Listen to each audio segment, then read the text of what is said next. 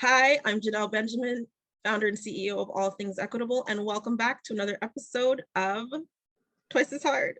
I'm here today with Melanie Jacob of Melanie Jacob Consulting. She is a diversity, equity, and inclusion and belonging practitioner from St. Lucia, currently residing in France, and I'm really happy to have her on the show. Melanie, welcome. Thank you, Janelle, for having me on. I'm really excited to be here. Not a problem. I'm really excited to have you. You know, we've been connected for quite some time on LinkedIn, and we've had a chance to meet personally and connect, at least virtually, through the pandemic, and share some stories, particular stories of, you know, the workplace and of course our personal lives at the same time. And so I wanted to chat with you specifically because I think you have a lot to add to this conversation on, you know, the ways in which Black women have been, you know, socialized to work twice as hard over their lifetime, and how that's either helping us or hurting us, our career progression, and what is that really, you know, where did that notion actually even come from? So let's start with, you know, just a little bit about yourself, and the ways that you've been working twice as hard, and where did that notion come from for you? Yeah, so as you already know, I'm originally from St. Lucia. And then I did my first degree in Barbados in Spanish and French at the University of West Indies, go Blackbirds. Yeah. And then afterwards, I moved to Martinique, where I started teaching English as an English language assistant for a few years. And then from there, I moved to Lyon in France.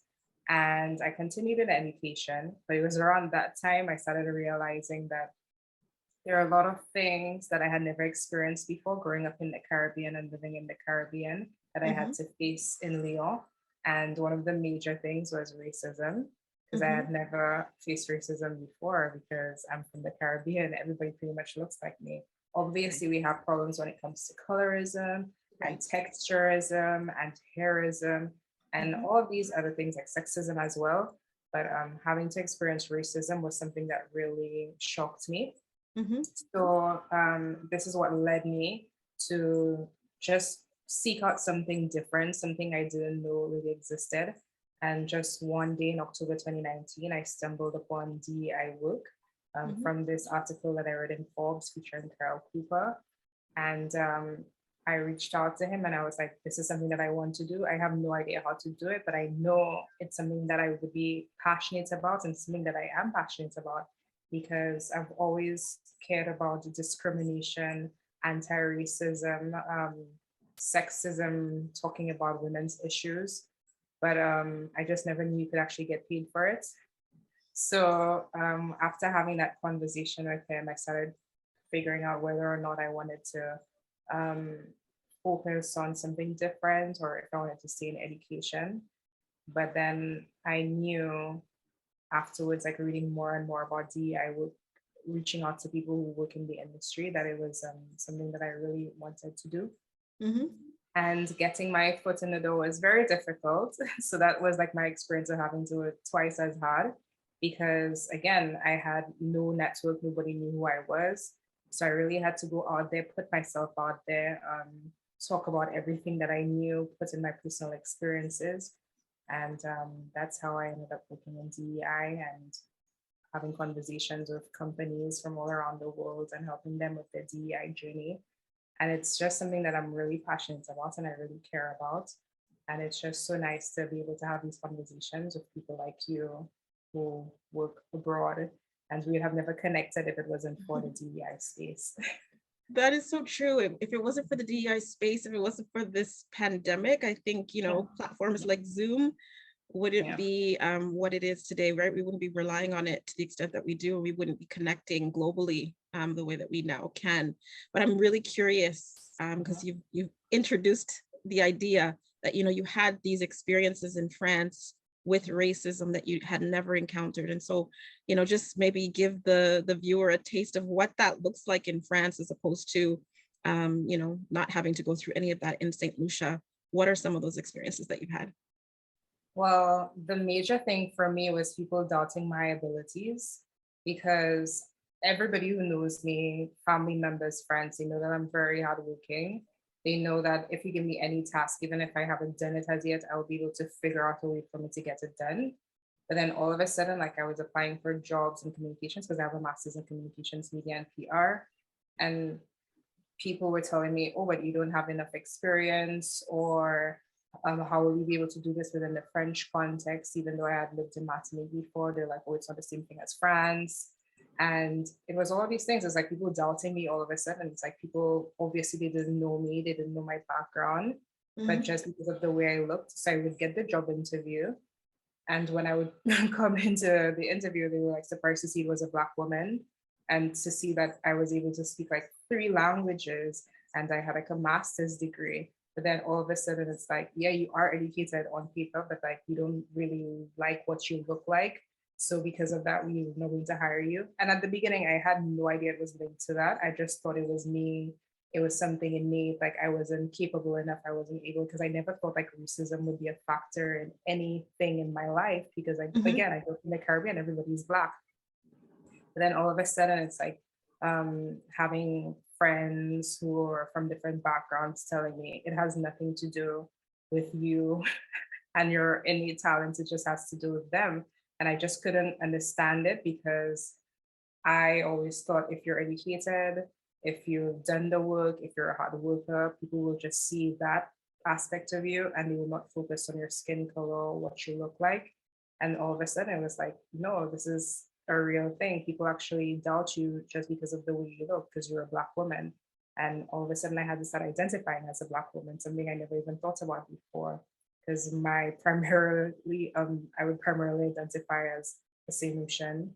As if you had to ask me who am I, I'm like, oh, I'm a Saint-Lucian, full stop. And then all of a sudden it's like there are other labels that I had to put on top of that just because I was in a predominantly white country. And Like what? What were some of those labels? yeah, it was like now I have to be identifying as a woman, as a Black woman, as a foreigner, as a um, native Anglophone speaker, because obviously that's like a negative for you, like right away, because you're in France where the native language is French. And even if I speak French, I speak with an Anglophone accent. So all of a sudden, like, oh, well, you speak French really well, but we're looking for somebody who has a more authentic accent. It was like, if I know the language, if I can communicate in both English and French, as well as in Spanish, why should that be a negative? Like, why should that be a point against me? Especially for the salaries that they were offering. I'm like, who speaks French and English with like perfect accents and are going to accept this salary, this base salary for this job? And some of these jobs, I'm sure they never found anybody to do it. But it's just the fact that you're not French, all of a sudden people think that you're less capable of, even if you have like a British university degree and it's higher ranked than the French degrees. All of a sudden it's like, oh, but you didn't get your degree in France, so that means you're not able to understand our culture. And it's like, now I'm working with these companies and I'm helping them navigate both Anglophone and Francophone aspects because they're multinationals, and they appreciate the fact that I have this international background and I'm able to put things into the American perspective, the British perspective, as well as the Caribbean perspective and the French perspective. But then when I was looking for a job here initially, that was seen as my downfall. So it's always something that I am not able to fully grasp as yet, because it's like, why is it seen as a negative in certain industries, but in others, like as a DEI consultant, it's being glorified. Right. So it's something that's very weird for me to explain at times. And how did you overcome that? How did you overcome the discrimination that you were facing because you're Black, because you're a woman, because you're not quote unquote French enough? What was, I guess, the change for you? Was it solely the field that you went into? So now they're respecting you and viewing you more as an expert, or was there a certain point where, based on experience you started to get, that it no longer mattered to the same extent what your racial background was? To be honest, I don't think it actually ever mattered for me per se, because you have to realize when I came to France, I was already 28 years old. So I was already like a grown woman. I had already experienced a lot of things throughout my life, a lot of different struggles. So like moving into a new country where all of a sudden I had to start identifying as a Black woman, obviously was a change. it was something that was hard for me. It's still something that's hard for me because there's certain aspects of my daily life that are just complicated just because I'm a foreigner here. But in the same vein, I always thought of myself, like I already knew who I was. I wasn't trying to figure out who I was. And I actually tell my friends, like, if I had to move here, like when I was a teenager, I think it would have been a completely different experience as to moving here when I'm 28 years old and now I'm 31, almost 32. It's like there's so, I already had a sense of self, so it didn't really impact me that much. Obviously, it was hard. It sucks when you go on a job interview and you realize that people are not willing to hire you just because of the way that you look. But in the same vein, it's like I already had a strong sense of self. And I think that's what led me into DEI work and being courageous enough and bold enough and confident enough to be like, I'm going to do this, even if I have no experience. I don't know who's going to hire me, but I'm going to start my own job during a pandemic and figure it out. And that's what I've been doing. And thank goodness I was able to figure it out. And I think, again, because I have a teaching background, so it was pretty much, it's very similar. Um, Explaining huge chunks of information to people, it feels like you're in the classroom. And like I taught people from like little children all the way to like 60-year-olds at university. Because even when I moved here, I was lecturing at a university in English with a master's students as well as a first degree students. So it was like something that I'm used to already doing, but it was just like yeah, like I had confidence in myself because like I know that I love research, and I'm sure like a lot of the work that I do is research based and the things that I present online on social media. So it didn't really seem too far fetched. It was just having to read things that probably I would not have read if I had student education. So what was the, I guess, the turning point then for organizations to start hiring you and trusting you and believing that you have what it takes to deliver? I cut off there for a while, but I think you said what it takes to deliver. Yeah. So what was the turning point for the organizations to begin hiring you and booking your services?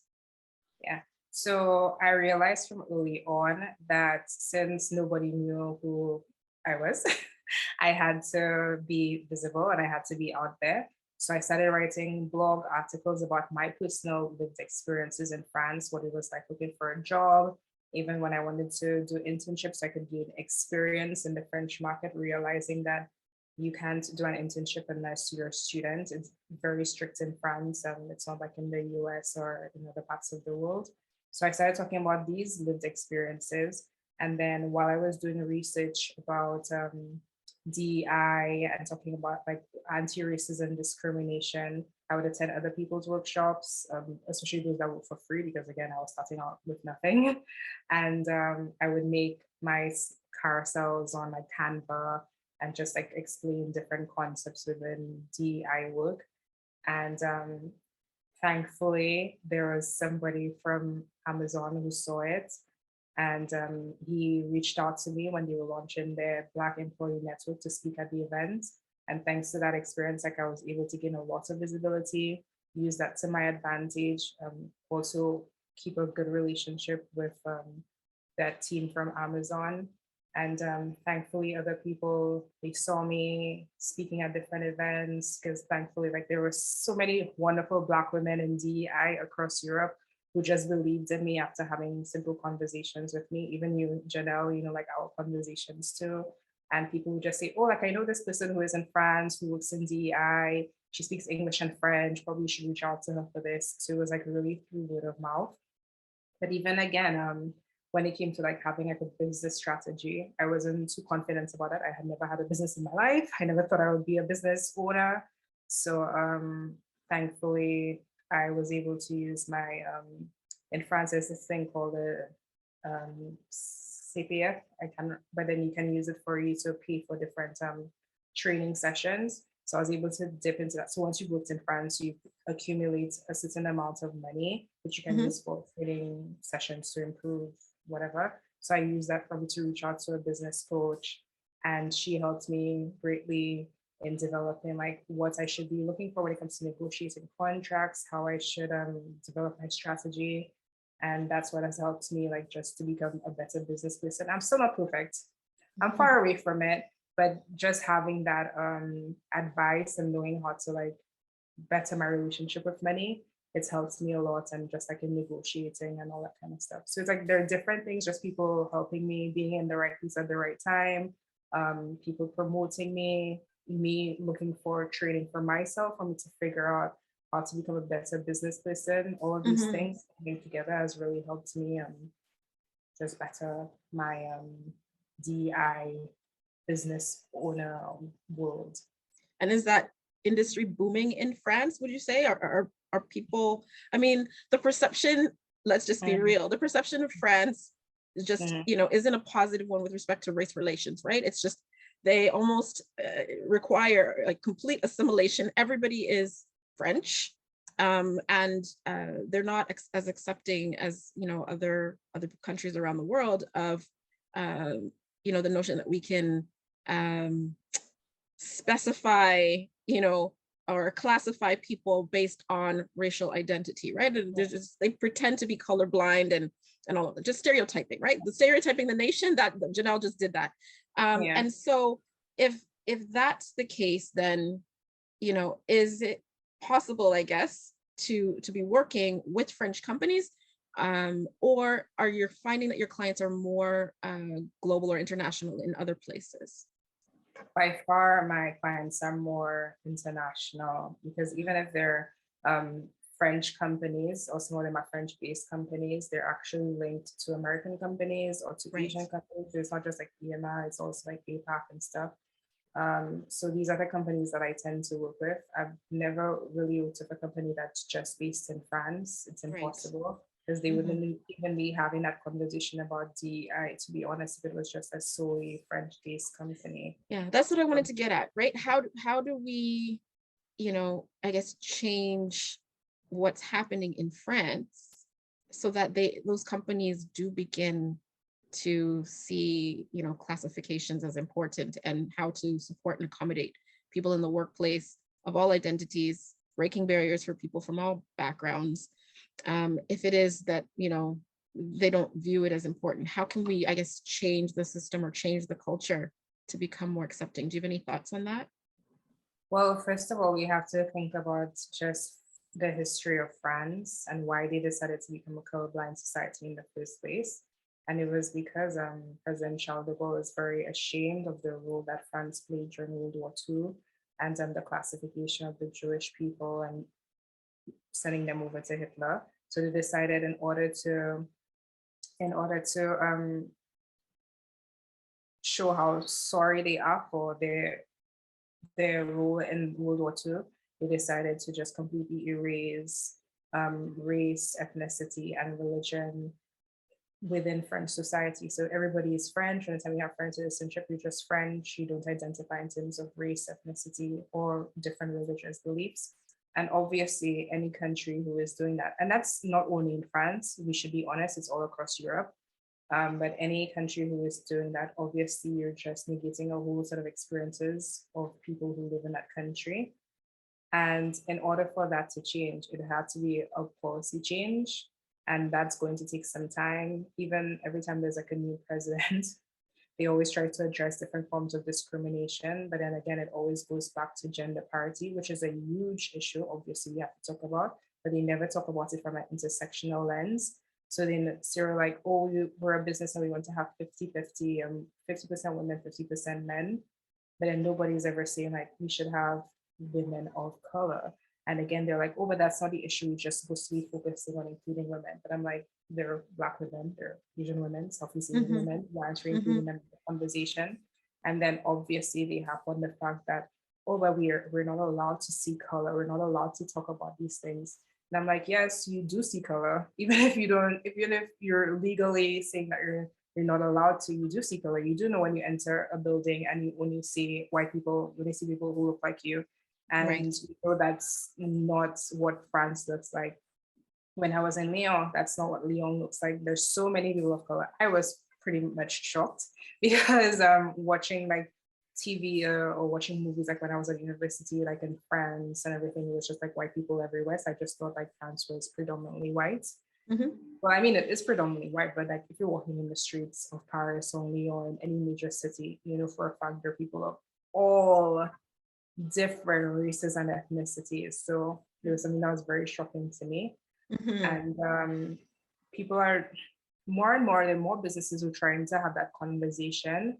They do ask to have anti-racism trainings. Mhm. And even when I do talks about like anti-sexism in the workplace and support for women in the workplace, a lot of them, at first, when I say, well, I am an intersectional feminist, so I would like to talk about intersectionality within my presentation.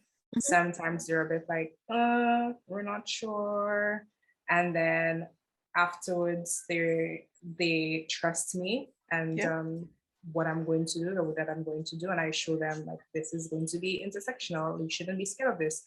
There are people of color within your workplace who would like to have these conversations and have people be more educated about these things. And Right. then afterwards, the presentation, they're usually happy because they're like, oh, this is a new perspective I never thought of, and we're happy that we worked with you. But then sometimes it's just a little push or pull at the beginning. They don't feel comfortable because they're not really sure how people are going to react. But I'm like, if you're going Right. to be doing this, you have to do this openly. You have to really be invested because you have to show your employees that you actually do care about them Yeah. and their lived experiences.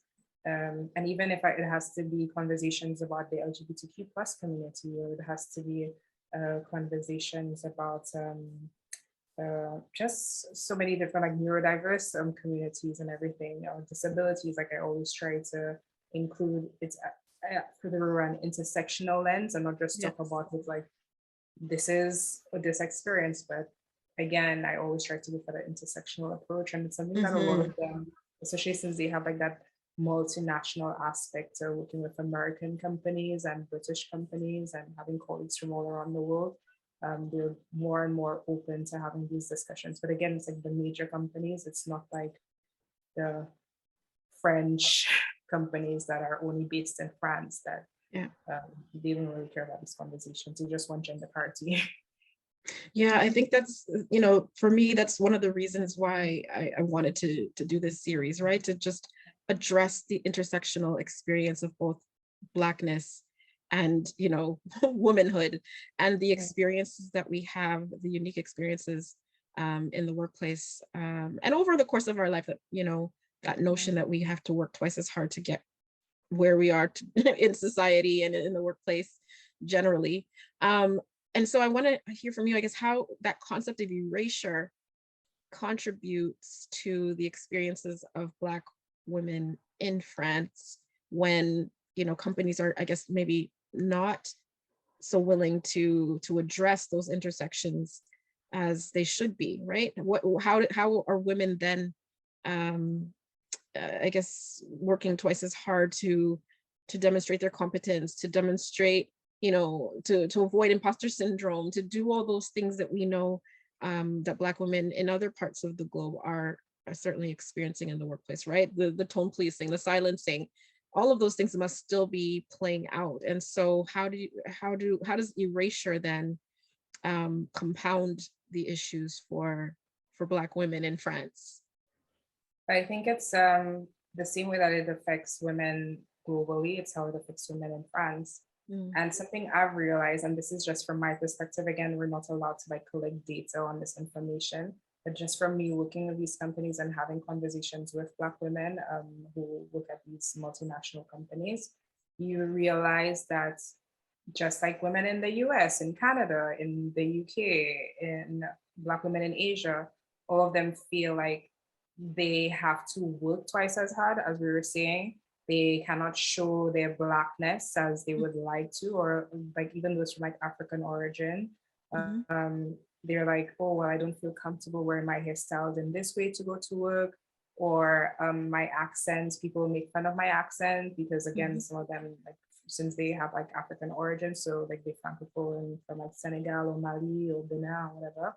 Yeah. And people are like, oh, but you have this accent. So and you're like, there's nothing I can do about it. I speak French just as well as you do. It's just that I have an accent, like an African accent. And even though people, even it's the same thing for like Antillais women, like people from the French Caribbean, Right. it's the same thing for them, having people make fun of them, the way that they pronounce certain words in French, pardon, and also just having, having to explain their culture to their Mm-hmm. colleagues all the time, just the way that they present themselves, the way that they dress. Fortunately, with a lot of the companies that I've worked with, the Black women, that even though certain times they feel that they might have to like hide certain aspects of themselves, a lot of them do feel comfortable. It's very weird dynamics. I find that like a lot of them do feel comfortable like presenting, like wearing braids in their hair when they go to Yeah. work. Because again, it's Mm-hmm. because it's like international, multinational companies. So they have a little bit more leeway in the way that they dress, and especially if it's like tech companies. Mm-hmm. And yeah, lots of them are tech companies, to be honest. So lots of the tech companies, they feel good in like expressing themselves, but they do know like when they come on job interviews, like they have to come fully dressed in a, well dressed and have their hair straightened out or not wearing braids. But then once they start working there, then they feel a bit more comfortable and Yeah. bringing in their culture into the job experience. And something I've been reflecting on recently is just like, what does it mean to be Black in France? Because there's not like a universal experience for a lot Right. of Black people. Mm-hmm. Because again, some of them they have so many different Black African origins. So it's like Right. there's no just universal experience like you would see with like African Americans, Black Americans having. Right. So these are very interesting conversations. So like one thing that somebody from a Senegalese background might feel comfortable doing, somebody from a Malian background might not feel, or somebody from Mm-hmm. like a Guinea Conakry, they wouldn't feel like comfortable doing that as well. You know what I mean? Mm-hmm. Like all these different things play into it, and like how France has viewed these different African nations. Yep. Um, all of these things like play into how these women present in the workplace. Mm. And so I guess to be helpful or instructive to organizations in France, how should they support Black women in the workplace? What interventions would you suggest they put in place to make sure that all women can show up authentically? There are so many things that I would like to, even during my trainings, like I give a different list. Because again, as you know, like since we're not allowed to have these discussions about race, whenever I do a workshop, I always try to meet with employees, especially employees who are members of the employee resource group. So Mhm. task force, whichever term that they associate with it, especially those associated with ethnicity and with race, even if they're not Mhm. allowed to say that it's ethnic employee resource group or a racial leaning employee resource group. I try to like talk to them and see what their specific issues are at that place, in that Mhm. workplace, and Mhm. then incorporating that within my presentation or my workshop. But then I feel like the only way we can actually see some change is to have policy change, to have laws change, because that's what we saw with the gender parity policies within France, when they were telling companies, you have to improve the number of women coming into the workplace, or else you're going to have to pay money. Some of them opt to just pay the money, they don't really care. But a lot of them have made strides in like hiring more women. So it's like if the law is in there to back it up, I Yes. don't think these companies will care at all about hiring people from racially diverse backgrounds. Mm. But Yeah, no, you're absolutely right. I think I shouldn't say I think I know yeah, that where there's legislation, yeah, you see change happen at a much more rapid rate. It happened here in yeah, Ontario with two organizations that I worked with, the Office of the Fairness Commissioner. There was legislation to kind of compel regulatory bodies to break the barriers for people who were newcomers to Canada, right? They were yeah, yeah, coming to Canada and then being met with barriers to entry into their regulated occupations. And then we also saw it with the accessibility community, where, until we had the Accessibility for Ontarians with Disabilities Act, exactly. organizations didn't start to make the retrofits, the workplace accommodations that were Yeah, needed to truly design public spaces to support the well-being of everyone. yeah, And so you're right. I think where, if you want to see those things change really, really quickly, it is the best way to kind of have an organization that's tasked with implementing, monitoring compliance with legislation, and ensuring that organizations are doing the things that they need to do to make sure everyone is Exactly. supported. Yeah, yeah. So Melanie, tell me what's next for you. I know you have this DEI, Black Women in DEI Europe webinar coming up. Tell me a little bit about that.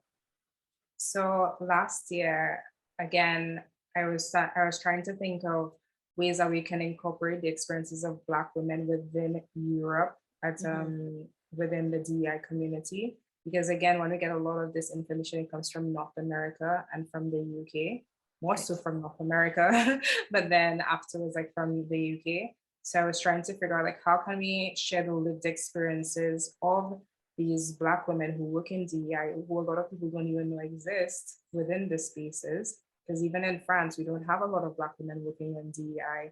It's very much just like HR, it's very much a white woman industry. So I wanted to say like, how can we make people know that we exist, that there are Black women working in DEI within Europe who, despite all the challenges that we have, we're still offering a lot of solutions to the companies that we work with, good solutions, concrete solutions, long-term solutions, as well as short-term solutions. So I came up with the idea of hosting the Black Women in DEI Europe event, and it was well attended. I was surprised.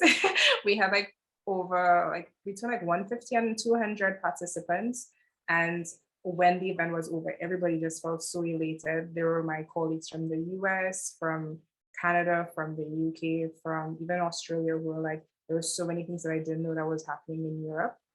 So we decided that we were going to put on another event, and I am planning one for March, and this time I wanted it to be a little bit bigger. It's not going to be like huge, but like a little March bit or big. May? I think it's in May. Sorry. In May. Thank you, Janelle. Yeah, it's coming up. It's coming up. And I wanted to repeat it because there were a lot of things again going on with just racism and discrimination against Black people, people of color, brown people in Europe. And I'm not sure if you know about what happened at Los Correos in Spain, where there were the different stamps, and it was like the lighter. They released a set of stamps, and it was like the lighter. Oh yes, I saw that. I saw that. Exactly. Oh, that was atrocious. Exactly. So we said this year we're going to be focusing on when the intention of the company doesn't actually go with the intended outcome. Because last year we focused on just in general, like Europe doesn't have a diversity problem, because that's what everybody says when it comes to racial diversity. Everybody's like, oh, we don't have a problem in Europe. We're colorblind. We don't see color. So then this year we're trying to like add on to that, and we're making it a little bit bigger and better. It's like we have a sponsor, and hopefully we'll start marketing that a little bit soon. But there's just like so much going on, but it should be the last week in May. That is awesome. I definitely know it's fantastic. It's worth attending. I went last year. You had so many insightful speakers from different parts of Europe doing diversity, equity, and inclusion work. And so I know that it's going to be a fantastic event this year. Again, why don't you just maybe say who some of those speakers will be, and then you can give your own handles and how people can find you if it is that they want to connect with you. So with all these women, you can reach out to them on LinkedIn as well as social media, Instagram. There's Vivian Aqua. Anybody who knows about DEI within the European space knows Vivian, because she has the Amplified DEI event that she hosts every year, that I've spoken at. I think, Janelle, you spoke at it as well. You presented. Yes, I did. Exactly. There's also Naomi, who works at was it ASAG? Is that the university, that business university, the different campuses throughout Europe? I might get the name wrong. I'm sorry, Naomi. I hope she doesn't kill me. There's also Haley Bennett, who's based in the UK. So Naomi is in Spain, but she has like a Dutch background. Haley Bennett is based in the UK, as well as Chikere. There's also Amara. And I think that's all. And there's obviously me. Yeah. I hope I didn't leave out anybody. Oh my gosh. No, that's okay. That's okay. That's okay. Like, when you're on the spot, you're like, I hope I didn't forget anybody's name. That's okay. If anybody wants to know more about the conference, they can find you at melaniejacobconsulting.com. and they'll learn all about it, or even following you on LinkedIn or all social channels, right? You're Melanie Jacob Consulting on all social channels. Exactly. And so if they're following you closely, they'll get all that they need to know to attend that event.